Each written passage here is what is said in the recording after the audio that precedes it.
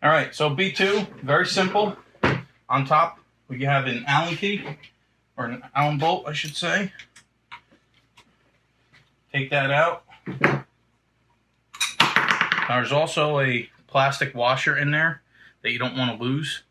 Okay, so when you take that bolt out, make sure you got that plastic washer that goes with it as well. Okay.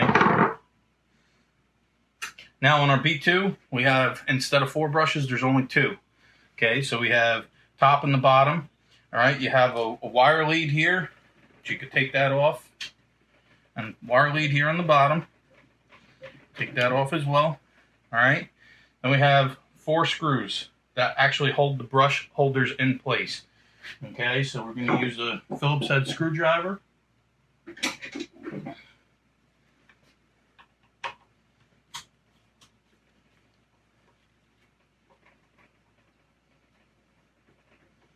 I'm just going to back these out. You don't want to use power tools with these brush blocks because you're putting a metal screw into a plastic housing.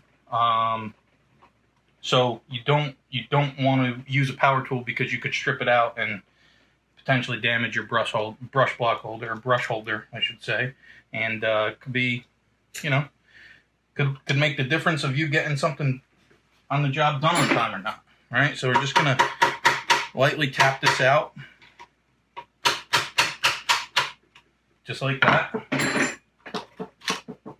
And there's your brush holder with your brush. Okay, now on the back here you could see you have your wire lead. We're going to take that off. Okay, and we're just going to pull the brush out. Okay, now if you see in there, you see this is the spring behind the brush that keeps constant tension on it.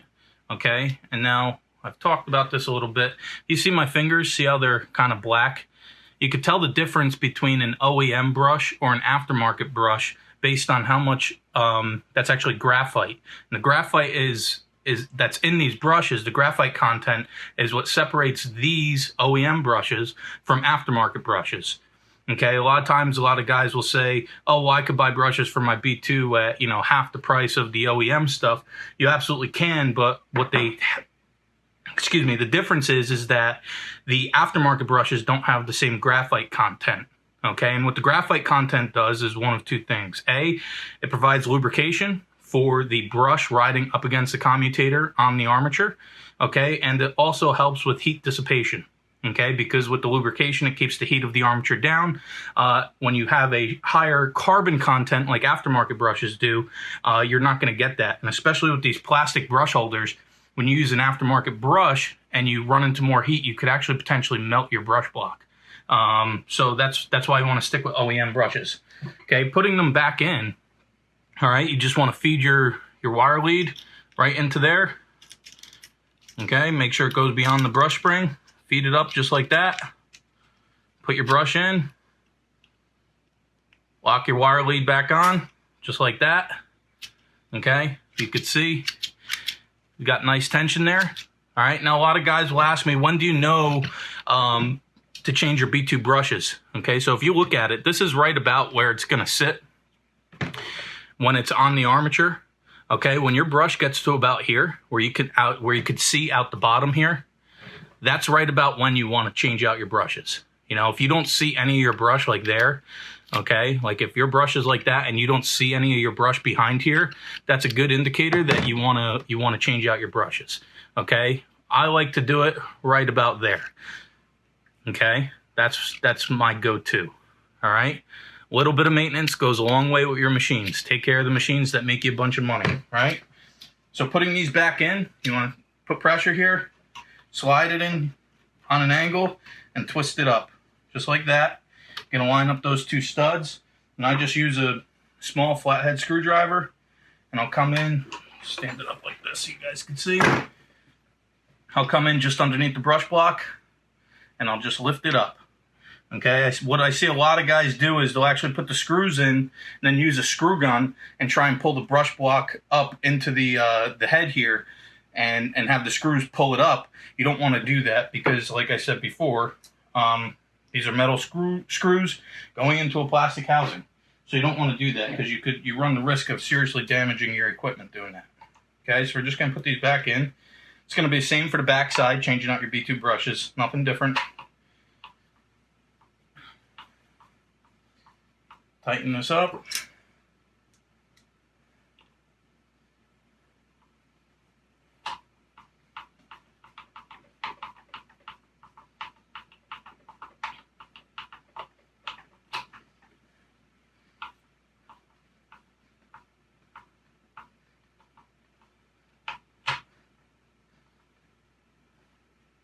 All right, now we got that tight. Put our wire leads back on.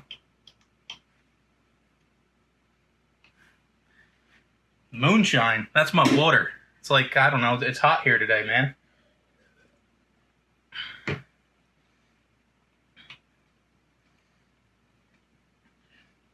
All right, so now we got our brushes in. You go put your cap back on. If you're gonna do a little bit more maintenance, I typically like to keep the cap off until I'm ready to turn the machine back on. Sometimes I'll use when I put new brushes in, especially if I get a new armature, which your authorized service center will do this for you. They actually use a commutator stone, and they'll actually seat the brushes for you. Okay. I like to, when I just change out the brushes on a job site, I like to leave the cap off just so I can see where the brushes are sitting. So what I'm going to do is now I'm actually going to turn this on real quick.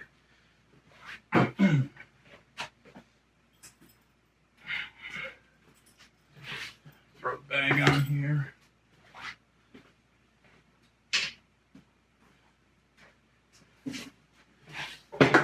You guys will actually be able, well, I don't know if you'll actually be able to see or not, but what I'm looking for is right where the brush sits on the armature. Okay, I'm looking for the arc pattern. Okay, and what I'm looking for is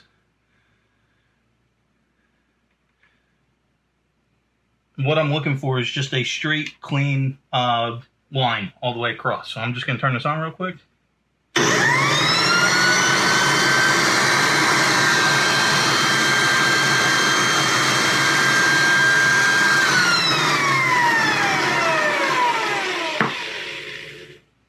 And that's it. Our brushes are good. So RJ just said he's got some grease leaking out of his out of the screw underneath the light. So I'm going to take this off and I'll show you. I don't know if it's anything.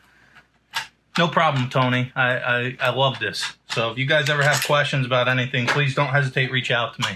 RJ, I don't know if it's anything to worry about. I would look into it. Here we just have our little seal. It's like a heat shield. Okay, so you're going to take that off. Take our light bulb off just to be safe. You don't want to hit it with a screwdriver or something, potentially break it. Just trying to do the right thing, and then you just create more problems for yourself, right? So this is actually the grease fitting, okay? So as you can see here, this is basically a brand new edger. But RJ, what color grease do you have in your edger? Just out of curiosity. Either way, the new ones come with red grease. And what actually happens is it's a heat-sensitive grease. So what happens is when you're using your edger, it'll actually liquefy and get into all the gears and make sure everything's properly lubricated. And sometimes when you when you go and you haven't used your edger in a while, you open up that bottom gear. You open up that bottom gear housing down there, and it'll look hard. It's actually, what happens is when you don't use it, it actually stiffens up a little bit. It's when it heats up that'll actually break down a little bit and start lubricating everything. Okay, RJ, if you don't know, you probably have yellow grease in there. When's the last time you brought in for service? Red grease is what all the edgers come with new. Any service center, if they're doing any work down here, say you had doing a jack shaft or something along those lines, they're going to put the red grease in there. Okay. So I'll show you guys how to take off an edger pad, and I'll show you where to get access to the grease. RJ, what I would tell you is one of the main reasons why grease comes out of that bolt is typically because it gets overfilled with grease. People put too much grease in it, whatever the cause may be. Sometimes just over time, you know, if you haven't had it apart or anything like that, it could just be grease working their way out. There is a little pinhole in that access screw there, and it's actually made so that air can pass in and out, so it could actually breathe. So sometimes grease does find its way in there and work its way out. So I don't think it's anything to really worry about. If it starts coming out excessively, then that's obviously a different story. But a little bit here and there really isn't an issue. Okay, so what we want to do is here, we want to lock up our fan. Okay, when we take off our EDGER pad, we're going to do is here, we're going to lock up our fan. Okay, so this way the armature doesn't move. All right. Take something, put into your EDGER pad. All right. I bought this punch, just part of the reason for this. I like it better than a screwdriver. It's a little bit thicker. If I wail on it with a hammer, it holds up better. And I'm not destroying all my screwdrivers in my toolbox. All right. You take, I have a flooring hammer on hand. You could use a regular hammer like this if you wanted to. Doesn't matter. And you're just gonna hit it, comes right off. All right. So that's our EDGER pad. The other thing you want to notice is you got these two seals, okay, that are underneath the shaft of your EDGER pad. What those are actually for is, a long time ago, our EDGER pads, they were just stamped. Nothing was milled on them. They were just stamped. And what would happen is they're aluminum, cast aluminum, and they sit right up against a steel race in here. So what happened is the EDGER pads, the aluminum would seize up against the steel. So what we started to do was we actually started putting these washers in there to prevent that from happening, so that when you do need to take your EDGER pad off and service your machine, you were able to get your EDGER pad off with a little bit more ease than you used to. Okay, so you want to always make sure that these go back on after you swap out your EDGER pad. Okay, underneath there, okay, this is one thing that I see a lot of guys do. How many guys out there take their EDGERs and they run a piece of Velcro or something around here to prevent this from rubbing up against the wall or from scratching the baseboard, whatever. If this doesn't move freely, that means you have bigger issues. Okay, so what you want to do is, okay, when you get your EDGER pad off, you want to come in here and take these screws out. Okay.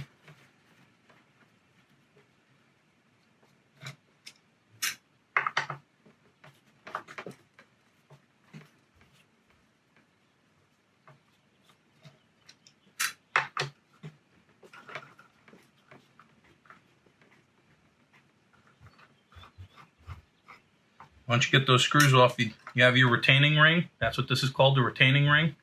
Okay, and then your whole roller guard should come off. Okay, so again, brand new, so it's going to be a little snug. But this is your roller guard, okay? So let me lay this on the side here so you guys could see. Now, RJ, if you wanted to check these three screws right here, okay, that's where your jack shaft sits with your gears and all your grease. I don't really recommend opening them up yourself. I recommend, bringing your machine to an authorized service center and letting them do that. Because once you start getting into pulling bearings and stuff like that, you should really have a press or, gear puller, things like that. So I wouldn't recommend that you go too deep into that. I'm going to get a rag. Give me 1 second.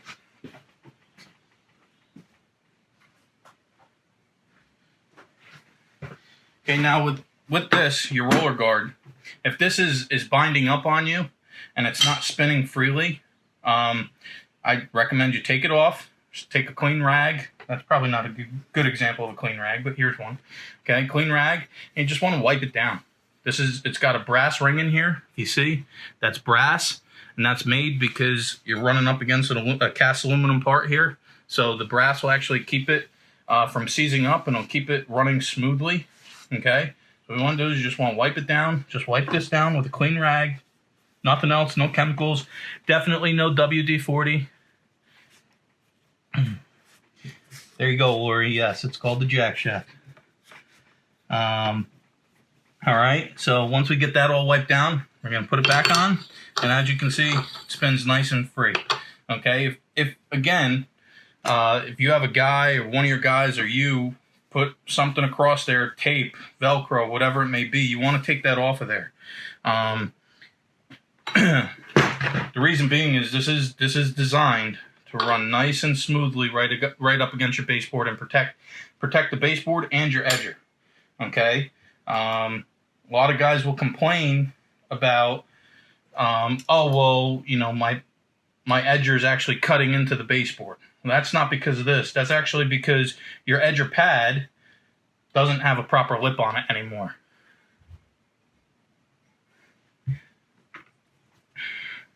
Okay, so this proper lip, okay, is what you want. So you could see how it comes all the way to that nice point there?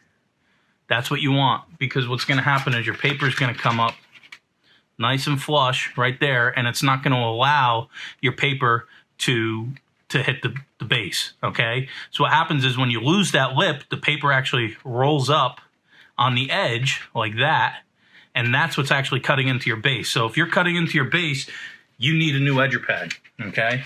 And what you'll actually start to find is, you know, if you run a crew and have several people working for you, when you replace that edger pad and that guy goes and doesn't set a nail or hits it and rips that brand new lip right off the edger pad, you're going to be very upset. So you want to make sure you set all those nails, remove all those staples, whatever it is that you got in the floor that could potentially, you know, take that lip off of your edger pad. You want to make sure you do away with that. Okay. So now we got that tightened down. Okay. We're going to go ahead and put our washers back in. Okay. Make sure they're seated all the way down. And put our edger pad back on.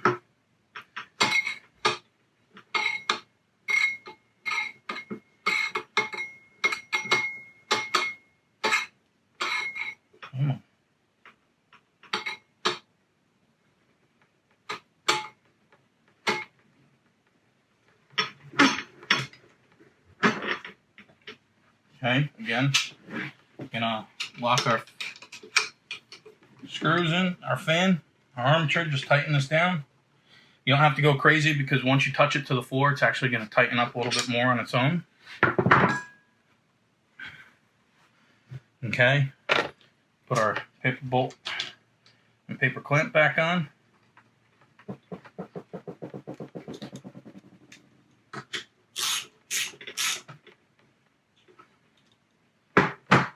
Now we flip it over, put our light bulb back in,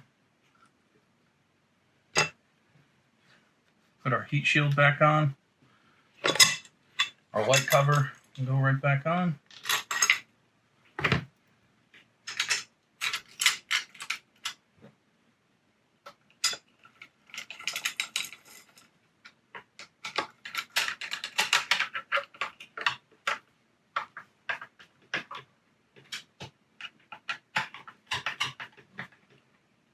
Just like that, nice and snug. Again, make sure you got that seal. Okay, goes on your screw, your countersunk screw. Put your cap back on. Tighten it down. Now we're ready to sand. Okay. Now that that's on, I'll give you guys a quick little demonstration on if you want how to dress your edger pad. This edger pad's dressed probably 2, maybe 3 times already, so I'll do a real brief explanation. So when I say pocket change, very specifically mean 3 pennies for your Super 7R, and for your B2, a nickel and a dime. Okay, so a lot of guys like to set up their edger a little bit differently. Everybody's different. Everybody has different preferences. From the factory, your edgers come cutting at 12 o'clock. Okay, so when I say 12 o'clock, this is our edger. You were to look straight down your edger, this is 12 o'clock. Right in front, right here. That's 12 o'clock. That's where every edger from the factory, whether it's a B2 or Super 7, that's where they're going to cut. Okay? I personally like to run my edgers a little bit back here, like 1130. That's just the way I run it personally. For B2, because I like to run it at 1130, what I'm going to do is I'm going to take my nickel and my dime, okay, and I'll show you behind here.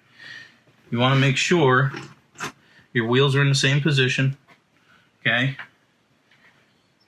I want to put right under the frame, right here, but right in front of the wheel. I want to take my nickel, and if I'm looking behind the edger, this is going to be the right side. I'm going to put my nickel there, and on the left side, I'm going to put my dime right in front of the wheel, okay, right underneath the base of the edger. Okay, and what I'm going to do is I'll loosen these up, and I'll actually set it so it's right there. Hold this down, tighten it up. Now I have my set. Okay, when I do that, all right, I'll go in depth. I'll go all the way for you guys just because I love you all. All right, so we're going to loosen this up just like this. Okay, now over here we have our set screws as well. Okay, we're going to loosen them up too. This is just a 1/2 inch wrench that I'm using right now. You could use a socket, or you can use an open end wrench, box end, whatever you want. Okay, so what I'm going to do is I'll loosen up these set screws and loosen this a little bit more so it's free. All right, this is your wheel adjustment here. Okay, so now that it's loosey-goosey, you guys can see. I'll wipe this off. We're going to do our nickel, going to do our dime.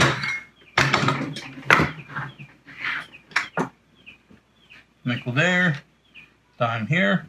Now, if you wanted your edger to cut more towards 1230, you'd swap the nickel and the dime, okay? The nickel's thicker, so it's going to create the edger to sit up more on the right side and cut a little bit towards 1130.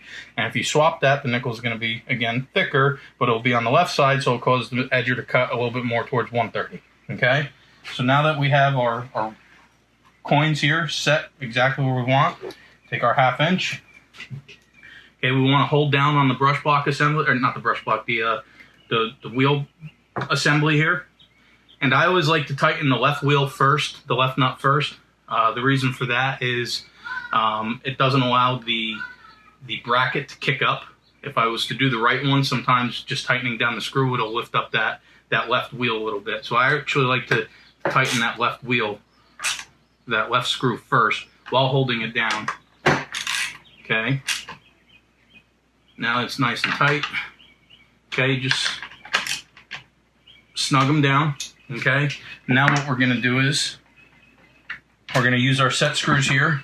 And we're just going to turn them up till they get snug. And what that's going to do is that's going to hold the place of our adjustment that we just made. Okay. And just make sure they're snug. And basically what these two set screws are, they're sitting right on these two bolts. Okay, so once they're snug, we can tighten these back up, these lock nuts.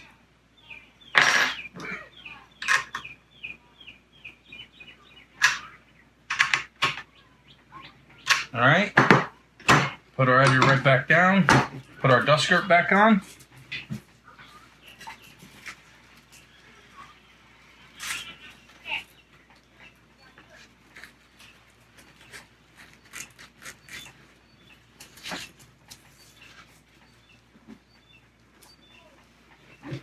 Boom. Now we're ready to dress our edger pad.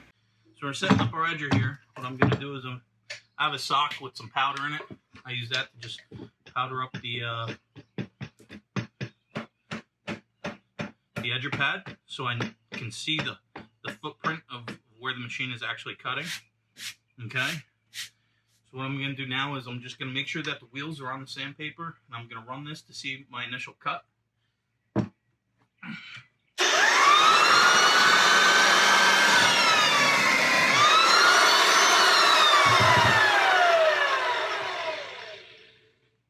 Okay, so as we can see, cutting a little bit more than we want it to.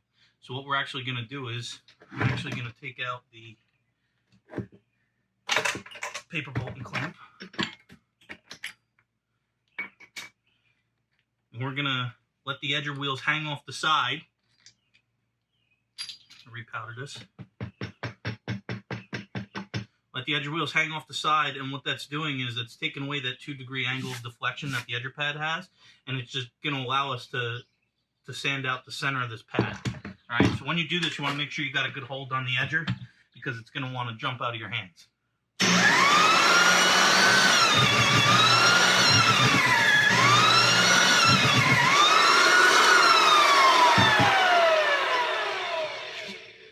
Okay, now that we did that, we got all this hot rubber in here that we want to get out. Okay, so what we're going to do is just tap it. Make sure you get all that out, because what will happen is if you don't get all that out, once it cools down, it'll actually could stick inside those grooves and could throw the balance of your edger pad off a little bit. So once we get all that out, we'll repowder it, and we'll see where she's cutting.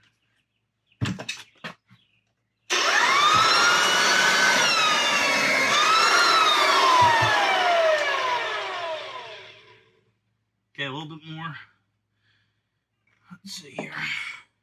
Again, this edger pad's been dressed a few times, more than I would like. But we're still cutting way too much. So I'm going to do the center again.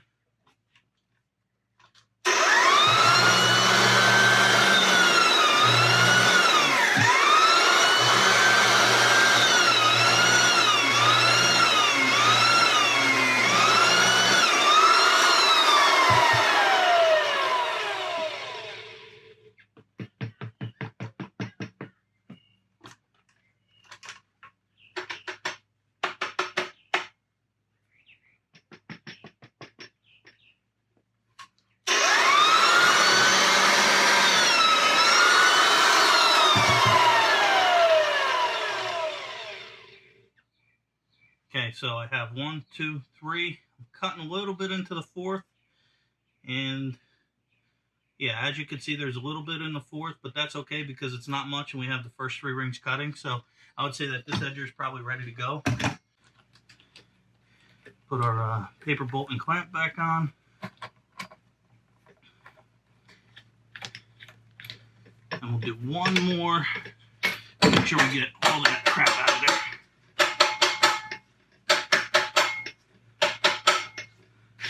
There we go. Everything's out. We're ready to go and sand. Okay. We put that back in the case.